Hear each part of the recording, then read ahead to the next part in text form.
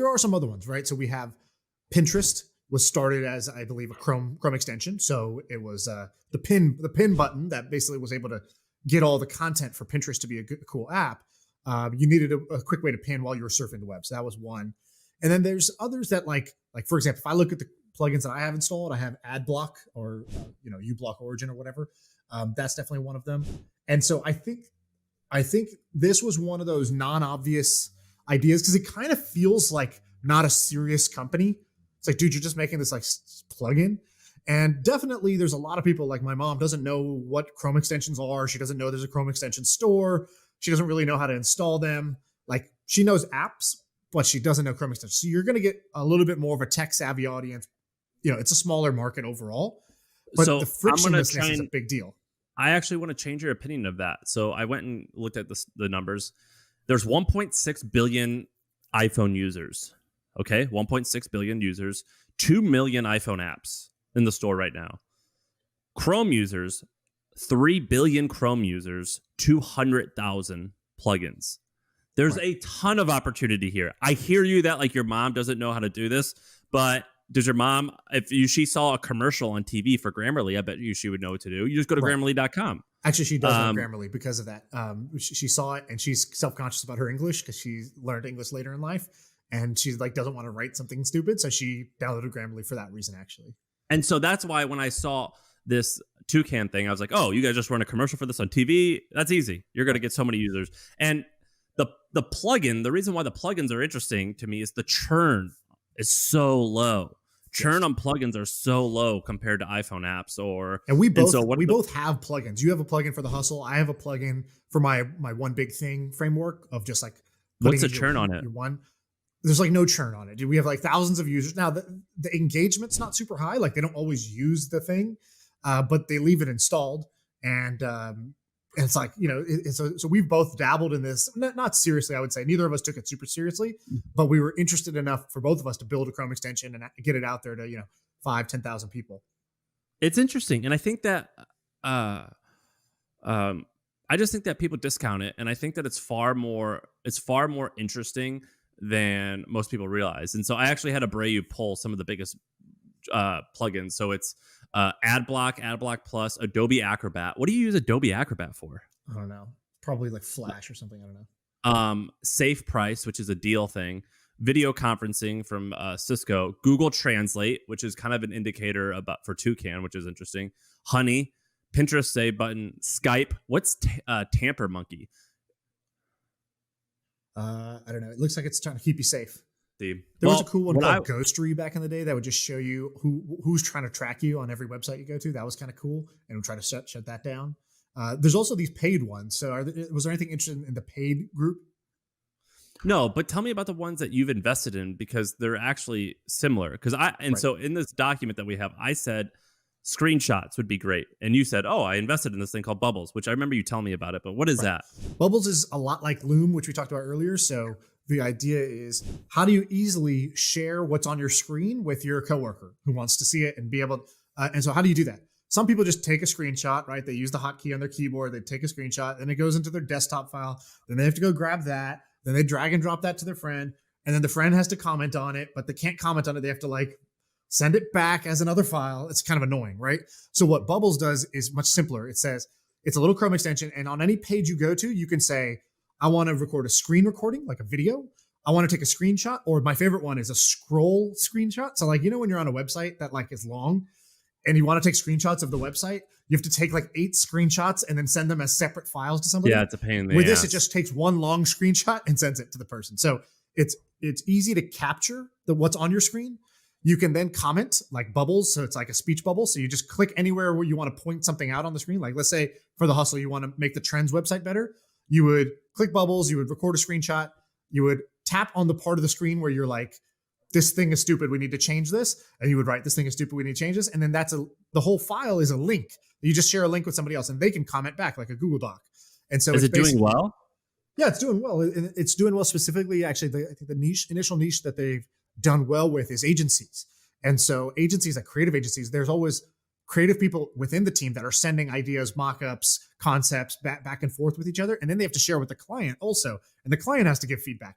So there's a lot of showing screen stuff and commenting back and forth on it. And so that's where they're getting an initial foothold. And I think it'll kind of break out from there. So it's like Loom, but it does more than what Loom does. And what's Dashworks? So Dashworks is a company I invest in that is it's like the homepage for your company. So this is a Chrome extension that's sold to companies. So let's say somebody joins the hustle, you give them their laptop.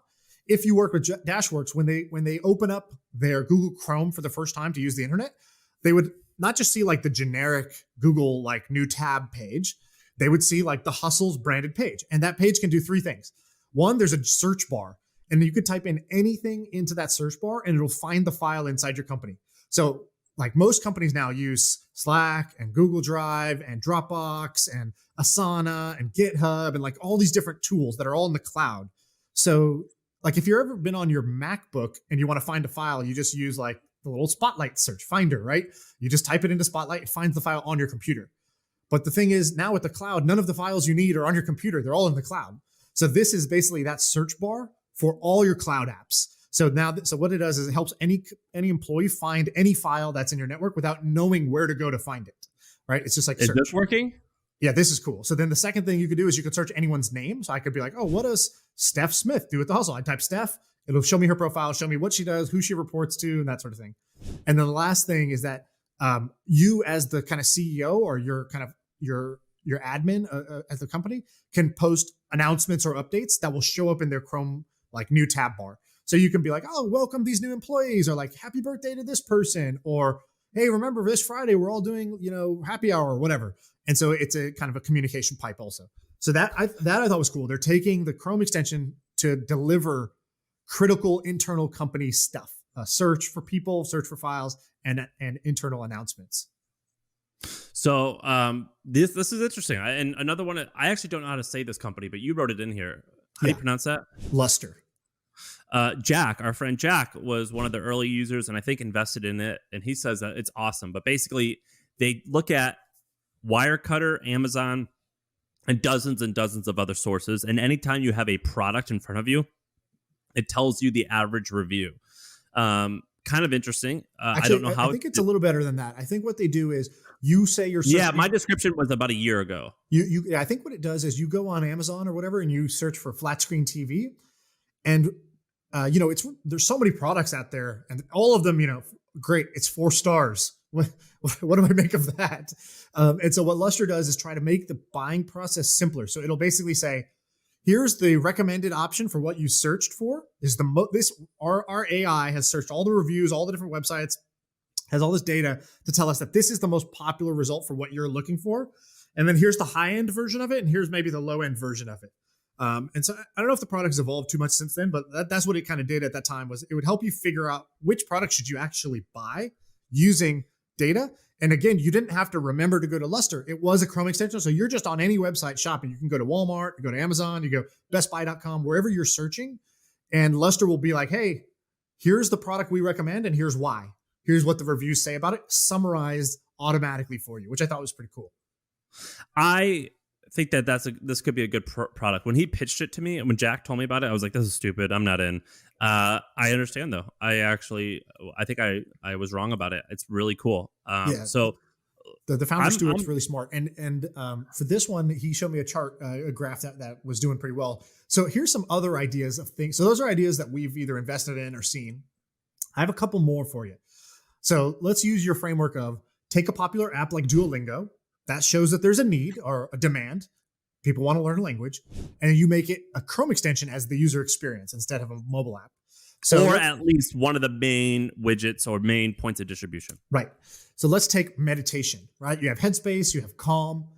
Why don't you have a Chrome extension, a Chrome plugin that will basically say, it'll see, you've been browsing for 2 hours straight. You have 85 tabs open. Hey, let's take a minute. Would you like to earn some mindfulness points and take a 1 minute quick meditation? And you tap the thing, it turns on because of a clock, and there's like a guided voice that's doing a guided meditation for you.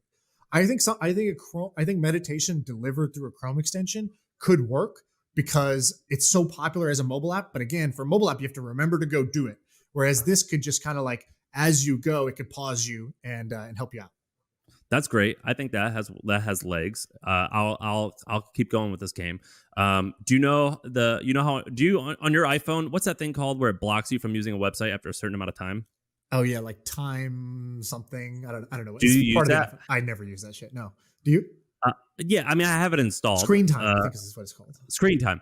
I used to have this Chrome plugin called Nukem. I think it was called Nukem, or the option was called Nukem, where after a certain amount of time, you would nuke your website and you cannot go to certain websites. So you can only go Right. to like Google Docs, email, and that was it. I loved it. So similar to meditation, I would 100% try to create more of of these. What do you call this? Change your stop using stuff app. Right. Yes. Defend yourself against yourself. Okay, Yes, I have a smart love idea those. and I have a gimmick idea. Which one do you want? Okay. The smart one or the gimmick one? Smart one first. All right, smart one first. Okay, we had the founder of you mentioned the founder of Superhuman. He's the guy who built Reportive before that. We both loved Reportive. It doesn't exist now, so some people might not know what it is. But what Reportive was doing was when you were emailing somebody, as soon as you typed in their name or their email, a little sidebar would pop out of your email that would just show you their face, show you their name, show you their last few tweets. It was like at the time, it was like magic. We were like, how on earth do they know all this? It was so crazy. it just makes you a more thoughtful person because you can see the person, you can see what they're up to, you can click their LinkedIn, get a little more information. And it kind of did it served it up. It was like you had an amazing assistant, executive assistant who was like, by the way, sir, you need to know this about this person. So I think you could take Reportive all around the web. So I think you could make it where anytime it sees a name on a web page, it just highlights it yellow. And then if you just hover over that, it'll just tell you something about that person. So I think you could bring this idea of like, anytime you see a name, tell me a little bit more about that person. I think you could turn that into a Chrome extension rather than something that was just for email. How would you make money off of it? Ads. Boom. That's my easy answer. I don't know. Oh, all right. Okay, but here's my gimmick one, which definitely needs ads. So I think there should be a Chrome extension. Let me take that back. I don't think this should exist. I think this would be funny if somebody tried to do this. So if you ever remember $1 Million Homepage, it was kind of this cool idea of like, here's a website. There's 1 million pixels on the page. Buy a pixel and sponsor it. Okay, that's cool. I've always thought about similar ideas. How could you make $1 million off something simple and goofy? And there's this concept in the Bitcoin world of, I think it's called a fountain or a tap. And it's basically a website where you go to, and then sometimes there's like, think about like a spout, like a fountain, and sometimes free Bitcoin comes out. And so a bunch of people like to go to these so some projects use these to say like, go collect your coin, my new coin, go there and get some. And you like go to the website and you like collect some of the new coin that you can get. And then other people have done this to be like, hey, sometimes something comes out, sometimes it doesn't. It's a game of chance. It's like a what do they call this? They call it a there's this company that did this with candles. We talked about them. It was called like Diamond Candles, I think. Right. And at the bottom of every single candle, we're talking candles like a wax candle that you burn in your bathtub or whatever, like cool candles. That's fucking the only way I know how to use fucking candles is when I'm sitting in the bath. I like baby. that you start dropping F-bombs to like get masculine real quick while talking about bathtub candles. You're like, I don't fucking Dude, know. I use my bath bombs, or what are they called? Yeah, bath bombs. Anyway, I've got all of them. I'm a sensitive guy, man. And anyway, they at like 1 in 10,000 candles probably has a $1,000 diamond. Right. The rest have like nothing, Right. something, but like a cracker jack ring. And what you could do with this is you could always have coupons or discounts off of something, and if you redeem them, you get the Chrome extension gets a kickback. But every once in a while, 1 out of X does get a Bitcoin. Right. Yeah. So something like that, where basically every time you open a new tab, there's a little package in the middle of the screen. You give it a quick click, and then you're either going to get nothing, you get air, you get, a tiny little something. It's like a puzzle piece, or, maybe like a little something, I don't know, something, or you can actually get some Bitcoin. You can get little Satoshis basically. And so it would just become this little, like the little hamster game where every time you open a new tab, are you really going to not click the thing? And so I think you could get a lot of people to install this to try to get free Bitcoin while they just browse the internet. Every time they open a new tab, it's like a little mini scratch off lotto ticket that they get to scratch off that might have some crypto inside. And you could give away little shit coins. You could give away micro amounts of Bitcoin. You can give away little puzzle pieces. And if you get it right, it's like the Monopoly game at McDonald's where you actually earn the Bitcoin if you get all the pieces. you can make a game out of it basically, and then the rest of the screen you just plaster with ads. Or sometimes what comes out of the box is just an ad, and I think that's how you make money off of my gimmick Chrome extension. Well, I hope someone tries this because I think it would be hilarious that they create a product out of your joke. So, long story short, we'll move on from Chrome plugins, but I think it's so cool. I think people are underestimating this space a ton, and I'm excited to see what comes out of there. The last thing I'll say on this is the general idea here is just there's a platform with 3 billion users, and it has an app store. There's gonna be winners, right? That now that I look back, isn't it obvious? Like I still stand by, hey, there's only 200,000 Chrome extensions and there's 2 million apps, right? So it's 10 times less, but hey, like that doesn't matter. There's several winners that we've talked about here. So I would say how many other platforms are like this, right? So like, there's, everyone talks about apps in the, Google Play or the Apple Store, but what else is there, right? Like HubSpot has a platform. Salesforce has a platform. Slack has a platform.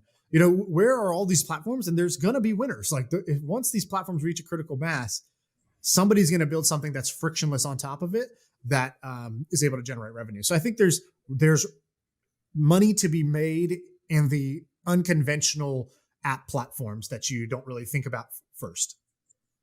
Yeah, and I could go on forever about it, but I think it's WordPress. I think there's Google Sheets. I think there's Gmail. Right. I mean, it's a lot of Google stuff, but I think there's way more than people think.